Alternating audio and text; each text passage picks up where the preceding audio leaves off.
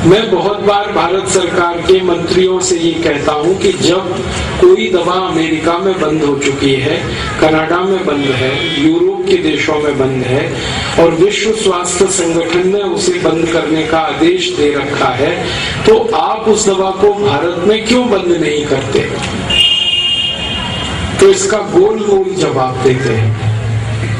लेकिन इसका सही जवाब ये होता है कि दवा बेचने वाली और दवा बनाने वाली जो कंपनियां हैं वो हमारे नेताओं को बहुत बड़े पैमाने पर रिश्वत देती, घूस, रिश्वत और भ्रष्टाचार हमारे देश के हर विभाग में है।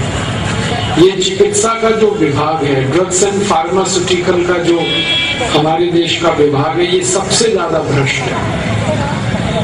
वैसे तो सभी विभाग भ्रष्ट हैं, लेकिन ये बहुत भ्रष्ट है। इसमें क्या होता है कि दवा बनाने के लिए कोई कंपनी अमेरिका से भारत आ जाती है और वो ऐसी दवा बनाने का लाइसेंस भारत सरकार से ले लेती है जो दवा बनाने का लाइसेंस उसे अमेरिका में भी नहीं मिलता।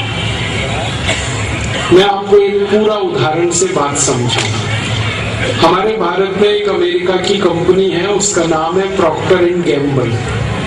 ये अमेरिकन कंपनी है। ये भारत में सबसे ज्यादा वो दवा बेचती है जो दवा अमेरिका में न बनाई जाती है न बेची जाती है। उस दवा का नाम है विक्स। विक्स नाम की दवा आप बाजार से खरीदते हैं। इस दवा को अमेरिका में बनाना और इसको बेचना दोनों जुर्म है।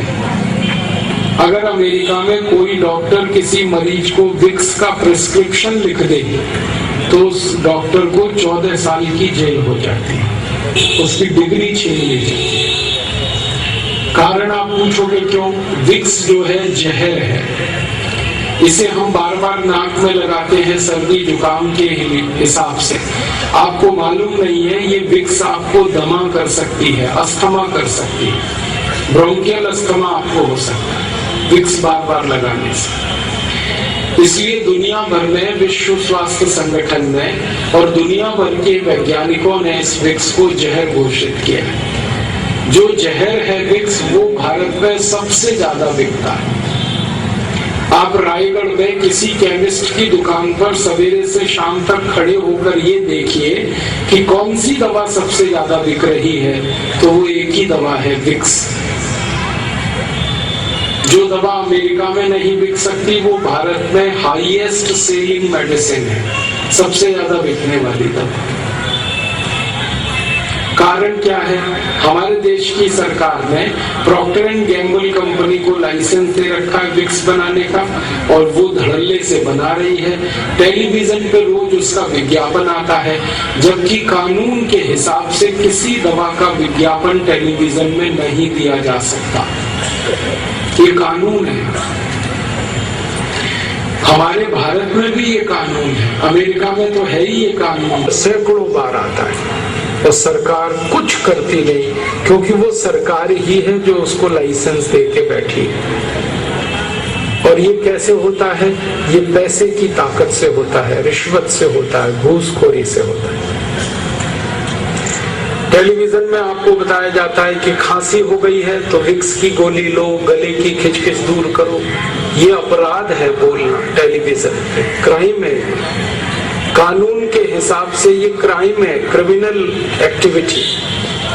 लेकिन हमारे यहाँ ये हो रहा है, कारण उसका घूसखोरी, रिश्वतखोरी, भ्रष्टाचार। और वो दवा हम खरीद रहे हैं। और ये दवा भी हम जब खरीदते हैं ना, विक्स तो कितनी महंगी मिलती है।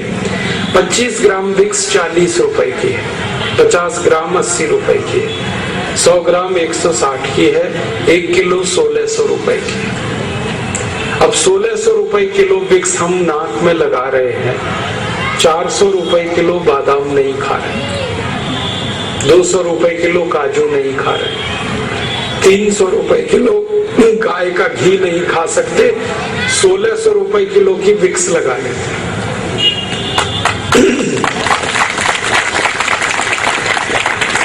आपको मालूम है ये विक्स बनती किससे है? ये बनती है पेट्रोलियम जेली से।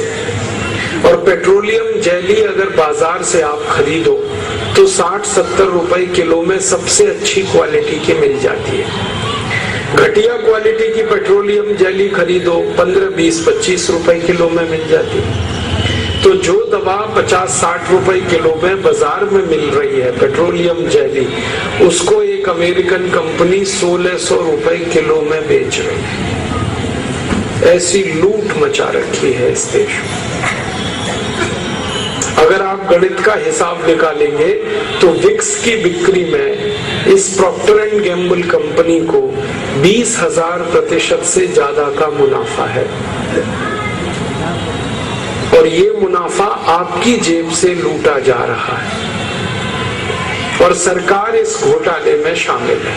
सरकार ने लाइसेंस दे रखा है, आंखें बंद कर रखी है, कंपनी लूट रही है पूरे देश को, और दवा ऐसी बेची जा रही है जो कहीं नहीं बिकती पूरी दुनिया।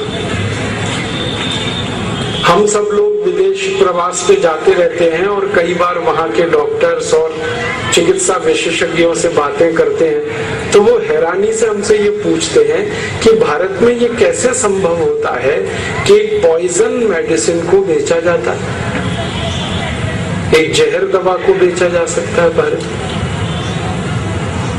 ये हमारे यहाँ होता रहता है। और एक उदाहरण देता हूँ, एक विदेशी कंपनी हमारे यहाँ एक दवा बनाती है और बेचती है, उसका नाम है आयोडेक्स। आपने इसका विज्ञापन सुना होगा, आयोडेक्स मलिए काम पे चलिए। ये आयोडेक्स नाम की दवा हर चोट और मोच के लिए आपको कहा जाता है कि आप इस्तेमाल करो। दुनिया में कोई देश नहीं है जो इसका इस्तेमाल करता आयोडेक्स का। अमेरिका, कनाडा जैसे सब देशों में ये बंद है, 20 साल पहले बंद है, लेकिन भारत में धड़ल्ले से बिक रही है। फालतू में ऐसी दवाएं हमारे यहाँ बहुत मिलती हैं।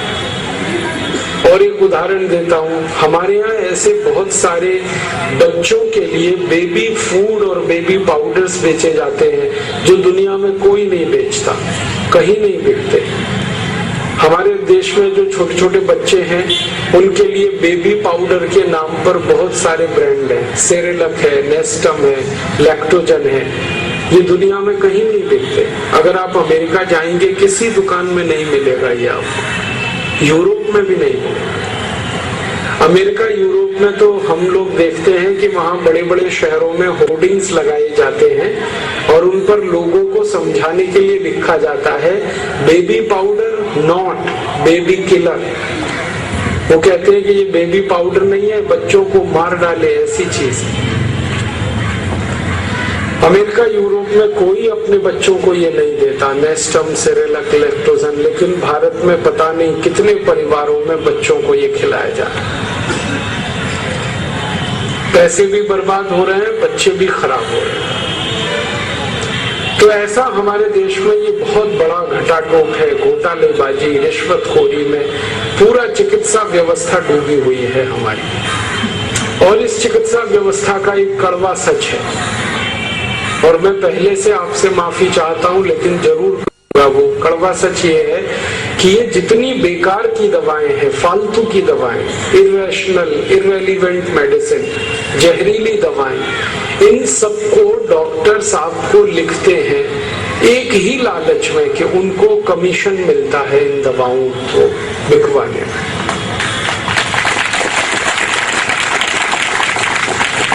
हमारे भारत के बड़े बड़े डॉक्टर्स को मैं मिलता रहता हूँ, उनकी जो प्रेस्क्रिप्शन स्लिप है वो मैं इकट्ठी करता रहता हूँ। हमारे पतंजलि योग पीठ में आप जानते हैं कि हर दिन करीब 2-2.5 हजार मरीज आते हैं, और उनमें से ज्यादा मरीज ऐसे होते हैं जो अंग्रेजी एलोपैथी के चक्कर में सब बर्बाद करा चुके हैं। किडनी खराब हो गई, लीवर डैमेज हो गया, दमा हो गया, अस्थमा हो गया, अल्सर हो गया, पेप्टिक अल्सर हो गया, अंत में आते हैं हमारे यहाँ। तो पहले कहाँ कहाँ इलाज कराया हम उनसे पूछते हैं, तो उनके प्रेस्क्रिप्शन स्लिप में देखता हूँ, तो डॉक्टर्स की लिखी हुई ऐसी ऐसी दवाएं देखकर मैं हैरान हो जाता हूँ, जिन दवाओं को कोई भी ईमानदार और संवेदनशील डॉक्टर अपने को नहीं खिला सकता, अपने घर परिवार के लोगों को नहीं दे सकता, वो दवाएं डॉक्टर मरीजों को लिखता रहता है। और जब वो स्लिप लेके हम डॉक्टर्स को मिलते हैं और कहते हैं कि आपने ये दवा कैसे लिख दी इस मरीज को, क्योंकि इस दवा के तो 100 से ज्यादा दुष्परिणाम है, दुनिया के इतने देशों में ये बैन है, आपने कैसे लिखा इसको, तो वो डॉक्टर्स जो है ना मुस्कुरा के रह जाते हैं। और जो थोड़े हमारे नजदीकी हैं वो कहते हैं क्या बताएं भाई, कमीशन मिलता है इसमें, और कमीशन थोड़ा बहुत नहीं मिलता, 40% तक मिलता है। आपको शायद ये बात मालूम है या नहीं कि अगर आप किसी केमिस्ट की दुकान से 1000 रुपए की दवाएं खरीद रहे हैं, किसी डॉक्टर की स्लिप पर लिखी हुई, प्रेस्क्रिप्शन स्लिप पर लिखी हुई, तो उसमें से 400 रुपए डॉक्टर के पास जाएगा। ये सारे केमिस्ट जो है ना डॉक्टर्स के साथ जुड़े हुए हैं, कमीशन खोरे हैं। वो दवा बेचेंगे, मुनाफा आएगा, उसमें से 400 रुपए डॉक्टर के पास पहुंच जाएगा। और ये काम और बड़े पैमाने पर होता है जब बड़ी बड़ी कंपनियां अपनी दवाएं डॉक्टर से लिखवाने के लिए कमीशन देती हैं। कैसे कमीशन देती हैं? बहुत सारी कंपनियां डॉक्टर्स को कार देती हैं, गिफ्ट में कार दे देती हैं, टेलीविजन दे देती हैं, मोटरसाइकिल दे देती हैं, घर में एसी लगवा देते हैं। कई कई कंपनियां तो डॉक्टर्स के परिवारी लोगों को स्विट्जरलैंड घूमने का टिकट दे देती हैं, हांगकांग सिंगापुर का टिकट दे देते हैं, कहते हैं जाओ खरीदी करके आओ। अब वो डॉक्टर जब कंपनी से कार पा जाएगा, स्कूटर मोटरसाइकिल लेगा, उनकी बहुत सारी सुविधाएं लेगा, तो वो तो उनका जल खरीद गुलाम हो गया।